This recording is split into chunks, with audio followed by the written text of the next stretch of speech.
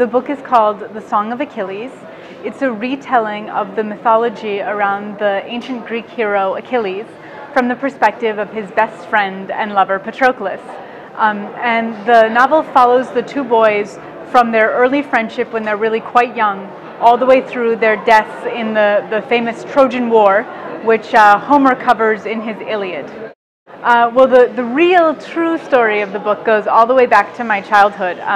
My mother used to read me the Greek myths as bedtime stories as a little girl, and I just absolutely fell in love with them from that time on. And so I began studying them as much as I could, and as soon as I could take Latin, I took Latin, and as soon as I could take Greek, I took Greek, and I ended up getting my degree in it. And I just always kept coming back to these myths, to the Iliad, to the Odyssey. And basically I was planning on being a teacher, and I did become a teacher of these ancient stories. But that wasn't enough for me. I also wanted to get a chance to participate in telling the stories myself, and that's really where the book came from. Yes, so the fascinating thing about the figure of Patroclus is that he's actually a very mysterious figure in the ancient Greek mythology.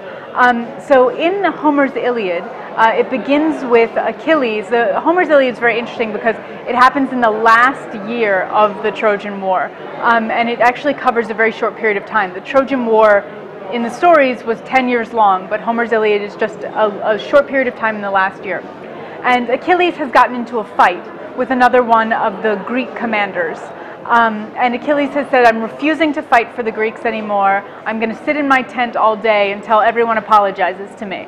And so then what happens is that the Greeks start losing, and that the Trojans are winning because Achilles isn't fighting anymore.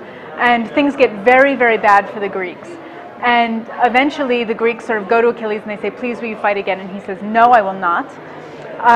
And his closest companion, Patroclus, says, I'll go. Give me your armor. I'll dress up like you, Achilles, and I'll go into battle and I'll pretend I'm you and I'll frighten the Trojans away. So he does that, and he's killed.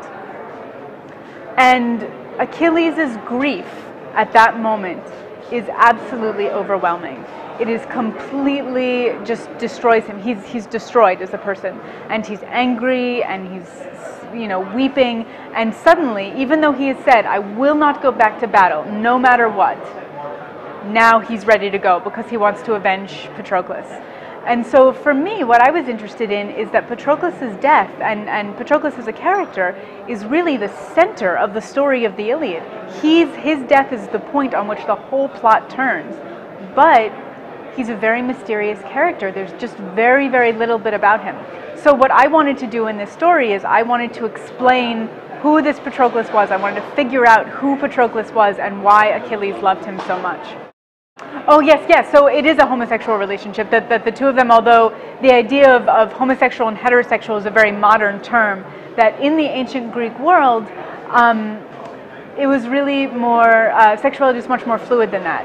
And so it was very common for a man to, say, have a wife and also to have a lover. And this was partially because one of the ideas about women in the ancient Greek world is that they were not intelligent. And so you could only ever have a true relationship with another man because only another man could be your intellectual equal, which is very sad for me as a woman that they believe that, but true. And so Achilles and Patroclus are one of the sort of held up as one of the great pairs of comrades. In some versions of the mythology, they aren't lovers. They're close companions, and then in some version of the mythology, they are lovers. And so I chose to follow the path where they are lovers. I read every possible version of Achilles' story and Patroclus' story that I could find. Homer was my foundation. I always went back to Homer. His stories are the oldest, and Homer doesn't really say one way or another. He doesn't say that they're lovers, and he doesn't say that they're not lovers. And so really what's interesting to look at is how later ancient Greek authors were interpreting Homer. And so someone like Plato, the great philosopher, looked at Homer and he said, yes, of course Achilles and Patroclus are lovers. It's very clear. The great tragedian Aeschylus also looked at their relationship and said, yes, of course they're lovers. So basically what I was trying to do as I was writing the novel is I took Homer as my original.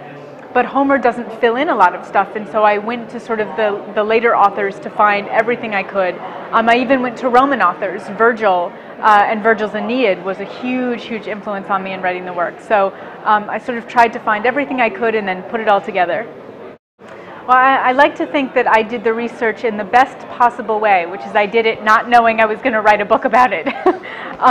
So I began studying, the classics when I was, seriously in high school. So I studied it all through high school, then I studied it all through college, and then I got my master's degree in it. And that's really when I began writing the novel seriously. So, I guess by that point I had almost 10 years. And then it took me 10 years to write the novel. So a long time, a long time. So the narrator of the novel is Patroclus himself. And part of what I was really interested in that is giving Patroclus a voice. That in the mythology, as I said, he's a very mysterious figure, not very much about him, and I really wanted him to have the chance to tell his own story. And so part of what took me 10 years in writing the book was I really wanted to find his voice. And actually, as I was searching for his voice and really being able to hear his voice in my head, I ended up writing a complete version of the book. And I was thinking about moving towards publication, and I realized, you know what, this is not right. I don't like this. I don't think I've done it well. And I threw that version out, and I started over from scratch. That was about 5 years into writing it. And the second time I wrote it, I felt like I could hear Patroclus's voice now. I felt like I had his character, and so the whole thing is from his perspective. So that was something I really thought about a lot as I was writing the book, because of course, you have a main character who's speaking, and then they die, and then, does the book end? What happens? I knew I wanted the book to continue because part of what is so intriguing to me about this story is what happens to Achilles when Patroclus is dead. So I thought about a lot of different versions, and I actually wrote a number of different endings. I wrote an ending where I switched to a different narrator. I wrote an ending where I did it kind of from the third person. And I tried a bunch of things, and none of them were right.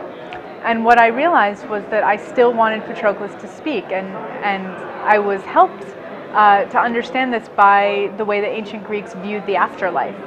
That the ancient Greeks believed that your spirit lives on in the afterlife, and that if you are not properly burned and buried, that your spirit is not at rest. And so I had Patroclus continue telling the story from his afterlife, basically, in the underworld. And because Achilles is so grief-stricken, he doesn't burn Patroclus's body right away, so his spirit still hangs around for a long time, and that was how I did it. There was a little bit. Actually, what I really imagined is that Patroclus was telling the whole book from death.